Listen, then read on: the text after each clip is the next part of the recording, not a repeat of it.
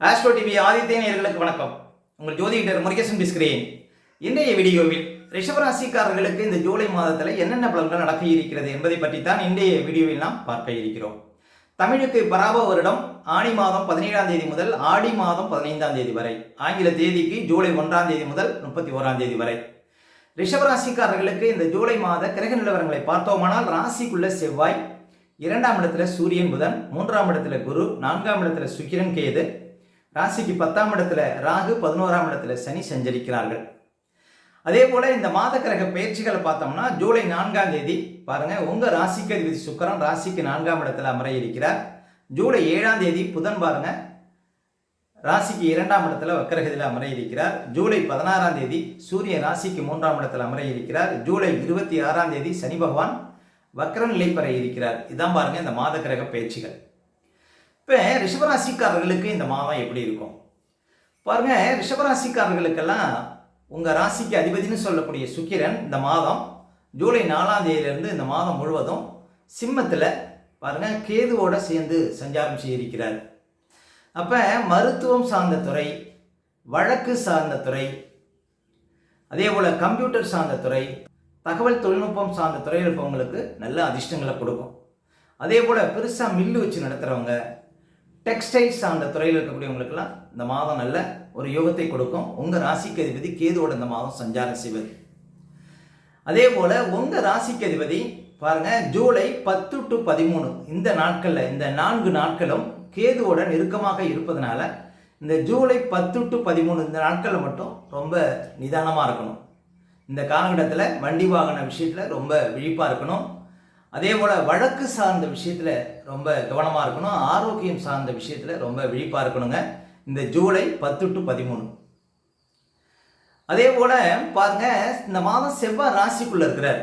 இந்த மாதம் முழுவதும் செவ்வாய் ராசிக்குள்ளே தான் இருப்பார். செவ்வாய் ரிஷபராசிக்காரர்களுக்கு விரையாதிபதிங்க. அப்போ செவ்வாய் ஸ்பீடு கிரகம். எதுலேயும் அவசரப்படக்கூடாது, கோபத்தை குறைக்கணும். இந்த மாதம் முக்கியமாக கணவன் மனைக்குள்ளே வீண் விவாதத்தை தவிர்க்கணும். அதே போல் சொத்து வகையிலெல்லாம் ஏதாவது வழக்குகள் வருவதற்கு வாய்ப்பு இருக்குது.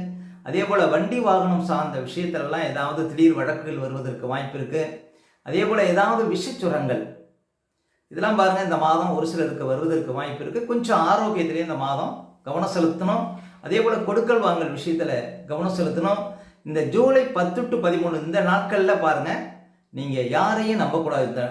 இந்த காலகட்டத்தில் இந்த 4 நாட்களில் நீங்கள் ஏமாறுவதற்கு வாய்ப்பு இருக்குது. முக்கியமாக ரிஷபராசி பெண்கள் பாருங்கள், ஆபரணம் சார்ந்த விஷயத்தில் ஜூலை 10 to 13 இந்த தேதிகளில் ரொம்ப விழிப்பாக இருக்கணும். அதே போல் ரிஷபராசி பெண்கள் வாகன விஷயத்திலையும் இந்த மாதம் விழிப்பு தேவை. அதே போல் ரிஷபராசி ஆண்கள் பெண்கள் விஷயத்திலையும், ரிஷபராசி பெண்கள் ஆண்கள் விஷயத்திலையும் ஜூலை 10 to 13 இந்த தேதிகளில் விழிப்பாக இருக்கணும். அதே போல் ரிஷபராசிக்காரர்களுக்கு 2ஆம் இடம் வலுப்பெறுகிறது இந்த மாதம். இப்போ ஒரு சொந்தமாக தொழில் செய்கிறீங்க, ஒரு வியாபாரம் செய்கிறீங்க, இதெல்லாம் பாருங்கள் இந்த மாதம் பாருங்கள் உங்களுக்கு அதிர்ஷ்டங்களை கொடுக்கும், நல்ல பண வரவுகளை கொடுக்கும். வராத பணமெல்லாம் இந்த மாதம் சேரும். பேச்சில் இந்த மாதம் பாருங்கள் உங்களுக்கு நல்ல ஒரு ஸ்பீடு இருக்கும். சில காரியங்களை பேசி தீர்க்க முடியும். ஏன் அப்படின்னா இந்த மாதம் உங்களுக்கு 2ஆம் இடம் பலம் பெறுகிறது அப்படின்னு சொல்லலாம். அப்போ 2ஆம் இடம் பலம் பெறுவதனால இந்த மாதம் பணப்புழக்கம் அதிகரிக்கும் ரிஷபராசிக்காரர்களுக்கு. அதே போல் சூரியனும் பாருங்கள் 2ஆம் இடத்துல இருக்கிறார். சூரியன் புதனோடு இருப்பதனால உங்களுக்கு சூரியனால் அதிர்ஷ்டங்கள் ஏற்படும். அப்போ பேச்சில் ஒரு கம்பீரம், பேச்சில் ஒரு பாருங்கள் ஒரு யோகம் உங்களுக்கு கிடைக்கும். பேச்சினால சில காரியத்தை நீங்கள் சாதிப்பீங்க அப்படின்னு சொல்லலாம். உங்கள் பேச்சுக்கு மற்றவங்க மரியாதை கொடுப்பாங்க அப்படின்னு சொல்லலாங்க. 2ஆம் இடத்துல சூரியன் புதன். அதே சூரியன் 3ஆம் இடத்துக்கும் போகிறார் இந்த மாதம். எப்போன்னு பார்த்தீங்கன்னா ஜூலை 16ஆம் தேதிக்கு அப்புறம் லாபாதிபதி அப்படின்னு சொல்லக்கூடிய குரு பகவானும் 4ஆம் அதிபதினு சொல்லக்கூடிய சூரியனும் 3ஆம் இடத்துல பாருங்க சேர்க்கை இருக்கு. இது பாருங்க உங்களுக்கு சொத்து வகையில் அதிர்ஷ்டம் ஏற்படும். அதே போல சூரியன் குரு சேர்க்கை உங்களுக்கு 3ஆம் இடத்துல இருப்பது நல்ல தைரியத்தை கொடுக்கும். புது சொத்து வாங்க முடியும்.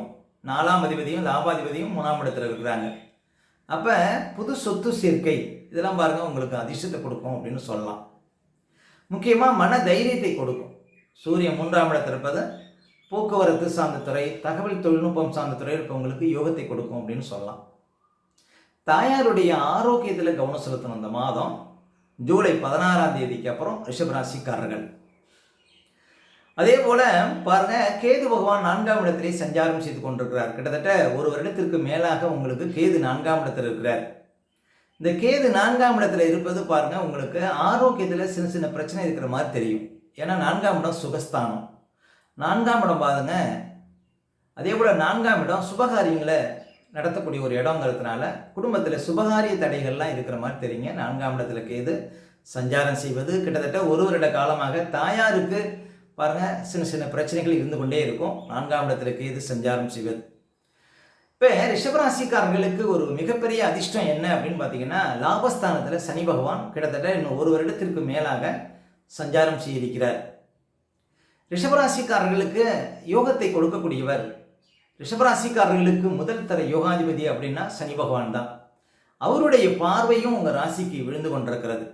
அப்போ உழைப்பால் உயர்வு கிடைக்கும், மிகப்பெரிய பதவிகள் தேடி வரும். இந்த சனி வீட்டில் ராகு இருக்கிறதுனால தூர தேச பயணங்கள் மூலம், வெளியூர் வெளிநாடு மூலம் மிகச்சிறந்த ஆதாயத்தை கொடுக்கும். அதே போல் வெளிநாட்டில் பாருங்க நல்ல ஒரு முன்னேற்றம், நல்ல பணவரவு. அதே போல் வெளிநாட்டில் வேலை பார்க்குறவங்களுக்கு அதிகப்படியான வருமானம் இதெல்லாம் கிடைப்பதற்கு வாய்ப்பு இருக்குது. ஒரு சிலருக்கு ரேஸு லாட்டரி போன்ற விஷயத்திலையும் பரிசு கிடைப்பதற்கு வாய்ப்பு இருக்குது. லாபஸ்தானத்தில் சனி பகவான் சஞ்சாரம் செய்வது. அப்போ இந்த சனி பகவான் உங்களுக்கு லாபஸ்தானத்தில் இருந்து 12ஆம் இடத்துக்கு வருவதற்குள்ள வாழ்க்கையில் ஏதாவது ஒரு மாற்றத்தை, வாழ்க்கையில் ஏதாவது ஒரு உயர்வை கொடுக்காமல் வரமாட்டார். அப்போ உங்களுடைய முயற்சியை பொறுத்து உங்களுக்கு வாழ்க்கையில் வளர்ச்சி இருக்கும் அப்படின்னு சொல்லலாம். ரிஷபராசிக்காரர்களுக்கு சனி பகவான் 9க்கும் 10க்கும் உடைய தர்ம கர்மாதிபதிங்க. அவர் லாபஸ்தானத்தில் இருக்கிறார். அப்போ 10ஆம் அதிபதி லாபஸ்தானம் ஏறி இருக்கிறார். அப்படிங்கும்பொழுது உங்களுக்கு தொழில் ரீதியாக, உத்தியோக ரீதியாக நல்ல ஒரு வளர்ச்சி கிடைக்கும். உயர்ந்த பதவிகள் தேடி வரும், புதிய பொறுப்புகள் தேடி வரும், வேலை இல்லாதவர்களுக்கு வேலை கிடைக்கும். அந்த சனி பகவானை இப்போ குரு பகவான் பார்வையிடுகிறார். சனி அமர்ந்த வீட்டுக்குடைய குரு உச்சநிலையில் இருக்கிறார் 3ஆம் இடத்துல. அப்போ உங்களுக்கு உத்தியோக ரீதியாக, தொழில் ரீதியாக பாருங்கள் உங்களுக்கு நல்ல ஒரு மாற்றம் உண்டு. அதே போல் ரிஷபராசிக்காரர்களுக்கு இப்போ ஒரு சொந்தமாக தொழில் செய்கிறீங்க, வேறு கிளைகள் ஏதாவது ஆரம்பிக்கணும் அப்படின்னாலும் ஆரம்பிக்கலாம். நீங்கள் ஒரு வியாபாரம் பண்ணுறீங்க, இன்னொரு இடத்துல புதுசாக ஏதாவது ஒரு கடை திறக்கணும் அப்படின்னாலும் திறக்கலாங்க. இந்த 11ஆம் இடத்துல சனி சஞ்சாரம் செய்யும்போது 2-3 வழிகளில், கிட்டத்தட்ட ஒரு 4-5 வழிகளில் கூட உங்களுக்கு வருமானம் கிடைக்கக்கூடிய வாய்ப்புகள் உண்டு. அது உங்களுடைய முயற்சியை பொறுத்து இருக்கு.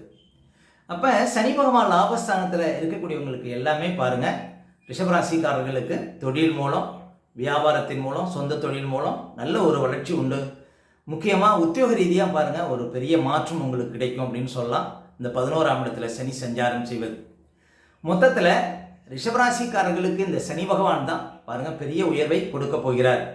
மேலே இந்த மாதம் செவ்வாய் ராசிக்குள்ளே இருப்பதனால ஒரு அவசரம், கோபம் இதெல்லாம் ஆகாதுங்க.